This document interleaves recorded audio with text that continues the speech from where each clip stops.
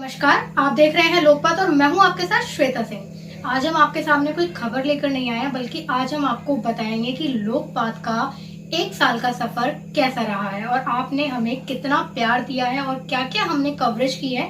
ये सारी चीजें हम आपको इस वीडियो में दिखाने जा रहे हैं। सबसे पहले बात करेंगे हमारे सब्सक्राइबर्स की। जी हाँ, आप सभी ने अपने प्यार और विश्वास के साथ हमें आज 3,950 सब्सक्राइबर्स तक पहुंचाया है और साथ ही हम आज बात करेंगे इस चैनल को यहाँ तक पहुंचाने के पीछे जो शख्सियत है, जिनकी मेहनत है, जिनकी लगन है, उनके बारे में। और वो और कोई नहीं है, वो हमारे चैनल के हेड डॉक्टर आलोक रंजन पांडे जी हैं, जिन्होंने अपनी मेहनत और लगन से इस चैनल को इस मुकाम तक पहुंचाया है। वो दिल्ली विश्वविद्यालय में हिंदी के प्रोफेसर हैं और उन्हीं के मार्गदर्शन में ये चैनल आज 1 साल में यहाँ तक पहुँचा है। तो चलिए शुरू करते हैं लोकपात के 1 साल के सफर की। नमस्कार नमस्कार नमस्कार नमस्कार नमस्कार नमस्कार। मैं कमल नयन, मैं नीलाश्वत, मेरा नाम रितिका है। मैं वंदना कश्यप। अन्नपूर्णा सिंह। मैं हूँ श्रद्धा। स्वागत करता हूँ स्वागत करती हूँ हमारे चैनल लोकबात में।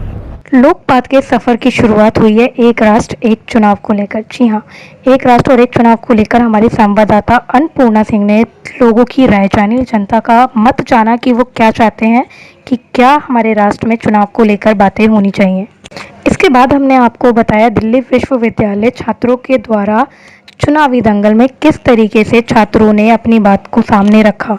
इसी सफर में हमने आगे आपको बताया कि हिंदी जो भाषा है वो शर्म नहीं, गर्व और संस्कार की भाषा है, जिस पर एनआरसी मुद्दे पर बीजेपी की राय क्या है, इस ट्रैफिक कानूनों पर क्या कहते हैं हमारे ऑटो ड्राइवर्स और दिल्ली की जनता की राय, जिस पर बात की हमारे संवाददाता नीलांश वत्स ने। इसी कड़ी में आगे बढ़ते हुए हमने आपको साहित्य अकादमी युवा पुरस्कार से पुरस्कृत लेखक नीलोत्पल मृणाल से भी खास बातचीत कर उनके बारे में आपको जानकारियां दी।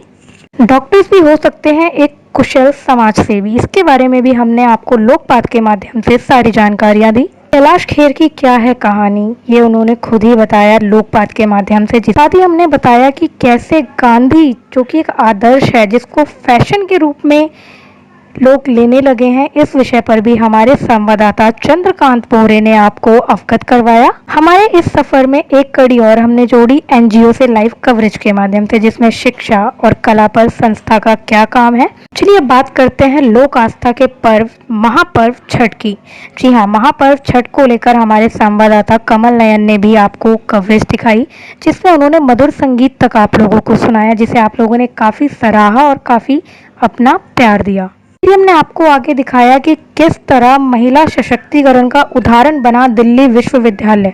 जब बात चल रही थी कि दिल्ली में मेट्रो मुफ्त होना चाहिए, इस पर महिलाओं की क्या है राय, ये भी हमने आपको बताया। नई शिक्षा नीति शिक्षा और छात्र हित में है या निजीकरण के हित में है, इसके बारे में भी हमने आपको बताया। टीचर्स का जो आंदोलन था, डूटा का जो आंदोलन था, उसमें आंदोलन के संबंध में ऑफिशियल क्या क्या बयान रहे, ये भी हमने आपको बताया। आपको बताएंगे जिसके ऊपर सबसे बड़ा जो आंदोलन हुआ था, जो बहुत ज़्यादा दिनों तक मुद्दा बना रहा और काफ़ी ज़्यादा इसको लेकर गर्मा गर्मी बनी रही, सिटीजनशिप अमेंडमेंट बिल, जिस पर जनता की क्या है राय, वो भी हमने आपको लोकपात के माध्यम से सीधे सीधे सारी जानकारियां दी, सारी चीज़ों से अवगत करवाया। दिल्ली में चुनाव को हमने कवर किया, जिसमें हमने आपको जगह जगह हर क्षेत्र से बताया कि आखिर दिल्ली की जनता क्या चाहती है और उनके मन में क्या है। साथ ही हमने ये बताया कि दिल्ली चुनाव में पार्टी के समर्थक जो है उनका क्या कहना है खास तौर पर। लोकपाल संवाददाता नीलाक्ष वत्स ने राम मंदिर, धारा 370 जैसे विषयों पर सुप्रीम कोर्ट की अधिवक्ता से बात करी।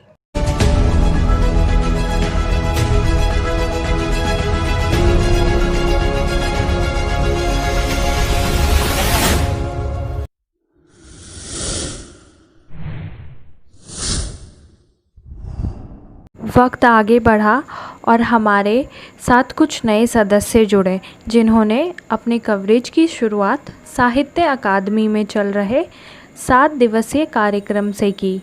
हमारे संवाददाता चंदन कुमार, रेखा कुमारी, शालवी शर्मा, आयुष भदौरिया, खुशबू झा और मुस्कान ने लगातार आप तक अलग अलग राज्यों से आए और अलग अलग भाषाओं के साहित्यकारों के विचारों को आप तक पहुंचाया और आपको समझाने की कोशिश की कि युवा पीढ़ी पर हमारे क्षेत्रीय भाषाओं के साहित्य को आगे ले जाने की सबसे ज़्यादा जिम्मेदारी है। संवाददाता विकास कुमार ने यस बैंक को हुए घाटे से परेशान वहां के खाताधारकों की समस्या को आपके सामने रखा और बताया कि यस बैंक के खाताधारक किस समस्या से जूझ रहे हैं। संवाददाता खुशी झा ने एक बहुत अच्छी कवरेज दी जो निर्भया के दोषियों को फांसी क्यों ज़रूरी है और भारत में महिलाओं के प्रति कानून व्यवस्था कैसी है उस पर लोगों की राय आप तक पहुंचाई। उस दौरान कोरोना का संकट पूरे विश्व पर छा चुका था और कोरोना ने अपना कदम भारत में रख दिया था, जिसकी कवरेज को आप तक हमारे संवाददाता प्रखर त्रिपाठी ने पहुंचाया। भारत में लॉकडाउन हुआ और हमने कोशिश यही की कि आप सब तक हम खबरों को पहुंचाते रहें। संपूर्ण लॉकडाउन में सड़कों पर लोगों के हालात का जायज़ा लिया हमारे संवाददाता कमल नयन ने और दिखाया कि लॉकडाउन के बाद लोग सड़कों पर निकल रहे हैं या नहीं।